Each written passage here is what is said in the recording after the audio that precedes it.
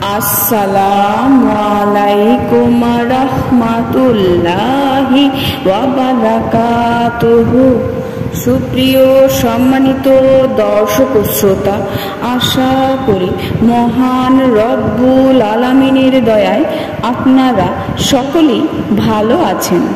সুপ্রিয় সম্মানিত দর্শক শ্রোতা, আজকে হযরত ওমর রাদিয়াল্লাহু তাআলা আনহু থেকে একটি ঘটনা বর্ণনা করব।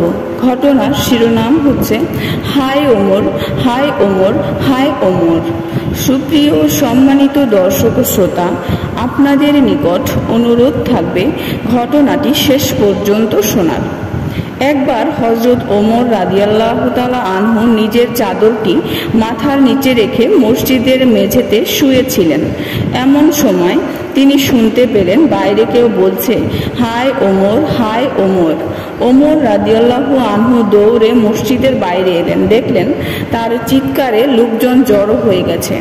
লোকেরা ওমর রাদিয়াল্লাহু তাআলা আনহুকে দেখে তাকে বললেন, ইনি আমিরুল মুমিনিন, তার সাথে সম্মানের সাথে কথা বলো। ওমর রাদিয়াল্লাহু আনহু তাকে দেখে বললেন, এই ব্যক্তিকে তো মনে হচ্ছে মাজলুম। এরপর তাকে জিজ্ঞেস করলেন, তোমার কি হয়েছে? লোকটি তার সমস্যার কথা কয়েকটি পংক্তির মাধ্যমে বলল। ওমর রাদিয়াল্লাহু আনহু বুঝতে পারলেন সে খুব অভাবে আছে, আর সেটাই সে বুঝাতে চাচ্ছে। এরপর ওমর রাদিয়াল্লাহু আনহু তার মাথায় হাত রেখে চিৎকার করে বললেন, হায় ওমর, হায় ওমর, হায় ওমর। তুমি তো ঠিকই এখানে পেট ভরে খাচ্ছ, তৃপ্তি সহকারে পানি পান করছো, অথচ সে অভাবে অনাহারে আছে। মুসলমানরা দুর্ভিক্ষে দিন কাটাচ্ছে। ওমর রাদিয়াল্লাহু আনহু ওই ব্যক্তির সঙ্গে অনেকগুলো উট শস্য দ্বারা বোঝাই করে সাথে দুজন আনসারীকে পাঠালেন। তারা ইয়েমেনেতে গিয়ে সেগুলো সেখানকার লোকদের মাঝে বন্টন করে দিলেন। অবশেষে সামান্য কিছু শস্য অবশিষ্ট রইল। এরপর তারা ফিরে এলেন।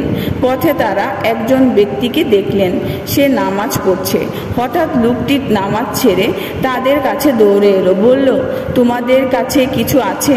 আনসারীরা তাকে ওই অবশিষ্ট শস্য দিয়ে বলল, এটা আছে, নিয়ে যাও।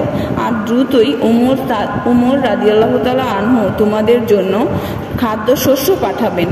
সে মন খারাপ করে বলল, আল্লাহর কসম, আমরা যদি ওমরের উপর ভরসা করি তাহলে ধ্বংস হয়ে যাব। সে হাতের শস্যগুলো একদিকে ফেলে দিয়ে আবার নামাজে দাঁড়ালো।